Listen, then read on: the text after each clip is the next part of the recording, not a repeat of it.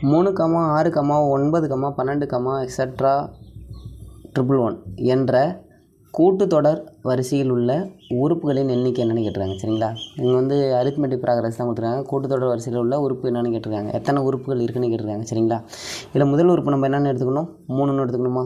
கடைசி உறுப்பு L 111 தான் கொடுத்துருக்காங்க. இல்லை D, அதாவது பொது வித்தியாசம் எப்படி கண்டுபிடிக்குதுன்னா, இரண்டாவது உறுப்பு மைனஸ் முதல் உறுப்பு.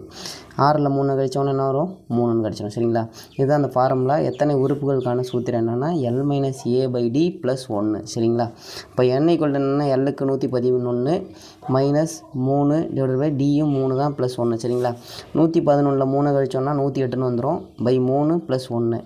சரிங்களா, இதை அடித்தோன்னா 9ங்களா, மீதி ஒரு 1 இருக்கும். 6 3 18. அப்போ 36ன்னு வந்துடும் இந்த டேர்ம் ஃபுல்லாக.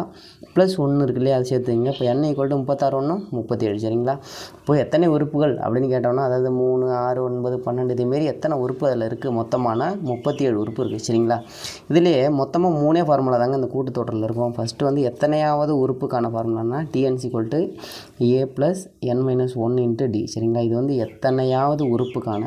அடுத்து எத்தனை உறுப்புகள், இது இப்போ போட்டோம் இல்லையா, L - A/D + 1. இது வந்து எத்தனை உறுப்புகள். அப்புறம் உறுப்புகளின் கூடுதலுக்கான ஃபார்முலா n/2 × A + L. சரிங்களா, அதே சமயம் SN ஃபார்முலாலே கடைசி உறுப்பு கொடுத்துட்டாங்கன்னு வச்சுங்களேன், அது எப்படின்னா n/2 × 2A + n - 1 × D. இந்த ஃபார்முலாவை யூஸ் பண்ணிங்க. ஓகேங்களா, இது ரொம்ப இம்பார்ட்டன்ட்ங்க, உங்களுக்கு யூஸ்ஃபுல்லாக இருக்கும்னு நினைக்கிறேன். தேங்க்யூ.